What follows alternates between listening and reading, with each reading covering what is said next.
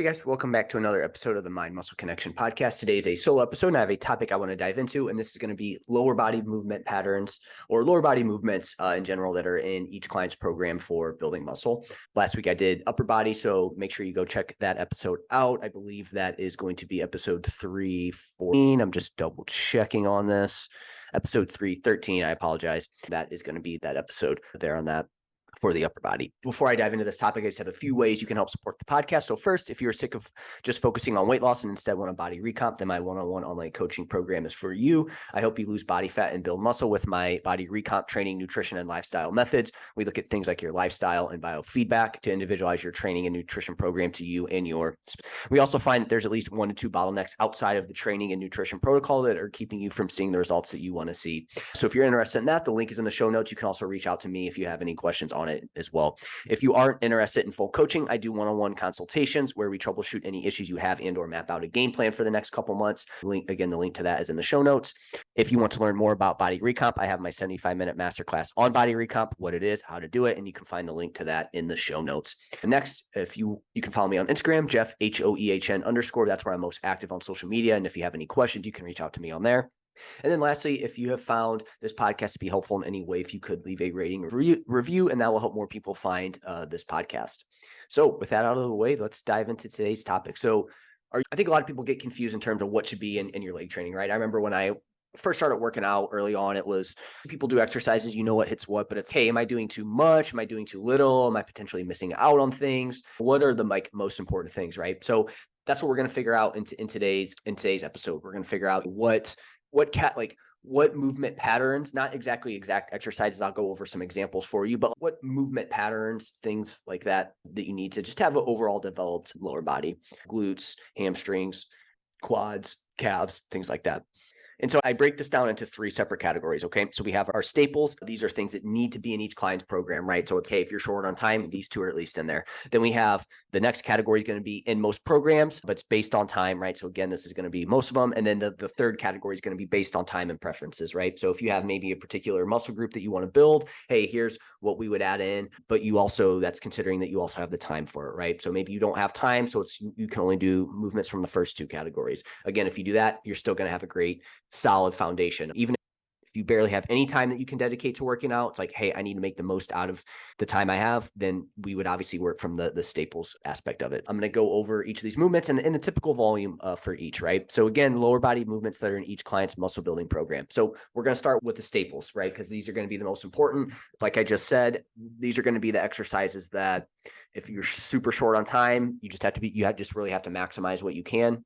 These are going to be the ones you want in there. So that first staple movement is going to be some sort of squat pattern. Okay. So I make sure I include at least 1 squat pattern exercise in each client's program. The goal for this is to make it a little bit more quad dominant. So having the knees come forward slightly based on mobility, if there's any knee pain, is what we try to do here, right? So I've definitely changed to using more like heel elevated stuff because that can really help you hit the quad a little bit more versus like when we're flat footed, it makes it a little bit more like hip dominant, which isn't a bad thing. But again, we're trying to figure out how can we get a well-balanced program here. So with these squat movements, ideally we would make these a little bit more quad dominant by having some sort of heel elevation, but then also driving those knees forward. And again, I know for some people that can cause some knee pain. So you have to obviously make sure you have the mobility and you have to make sure that there's not any pain. If there is pain, we need to work through that. We need to work through a pain-free range of motion.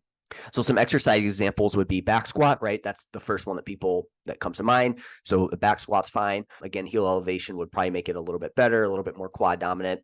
That's a great overall movement to have in your program. I do less of those just because there's a high skill, like technique aspect to it that can take away from the muscle growth aspect of it. Still a good exercise. I also think that the injury risk is a little bit higher with it as well. And you have to really use a lot of muscles for that exercise, which again, if you don't have a lot of time, that probably is a good exercise to use. But if we do have the time, maybe we want to isolate things just a little bit more than with that, right? So another example would be a leg press, a pendulum squat, a hack squat. Again, these are all squat patterns. Maybe they're not a back squat, but they're squat patterns. So we want to make sure we have at least one of those movements in each program. Now, the downside to squat patterns is that it does not effectively hit hit the rectus femoris, right? That quad muscle in the middle, right? And it doesn't really hit the hamstrings. Now, depending on what movement you do and your mobility and things like that, it may hit the glutes a little bit, but again, it's not going to be great at hitting that like middle quad muscle and the hamstring. So we'll kind of park that for now, but just want to plant that seed in there for you. Because of that, we will need to make sure those muscle groups are hit, and that's that seed that I'm planning for later.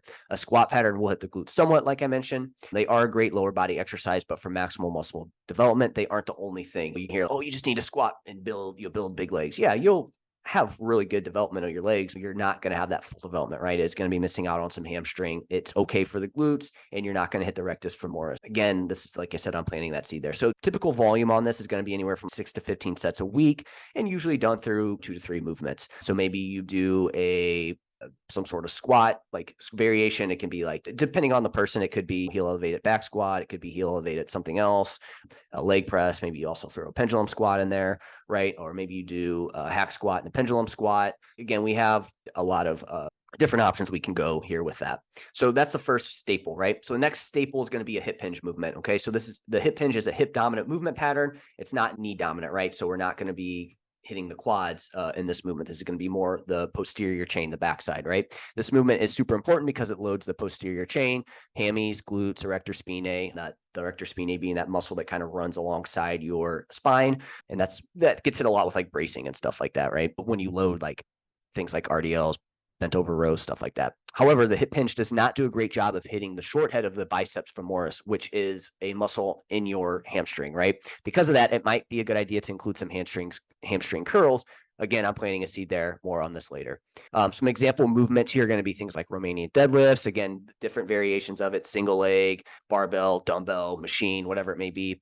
Good mornings are another good hip hinge movement. And so the typical volume here is going to be, it's going to be relatively low. I said in the post 2 to 6 sets. It could probably be 2 to 8 sets, and we're going to do this in 1 to 2 movements. I think anything more than that, because of the way the hamstrings are, it just can add a lot of fatigue, and they don't need a lot of work to get super damaged. That's why like a lot of people complain of sore hamstrings. And I'm sure anybody that's done RDL can relate that, yeah, does get my hamstrings sore pretty easily. So because of that, we don't want to just load up on hip hinge work, which is a good thing, right? Because we can get away with less. So you could see where, with 6 to 10 sets of 6 to 15 sets of quads, the squat pattern, 2 to 6 sets of the RDLs, and that's all the time that when maybe you don't have very much time. It's boom, your legs are going to be pretty well developed, right? We're going to be missing out on a few minor details, but for the most part, your legs are going to be fairly developed if you can just do those 2 things, right? Which is good, because again, if you don't have a lot of time, that really helps you out there. All right, so now we're going to do movements based on time. So again, it's okay.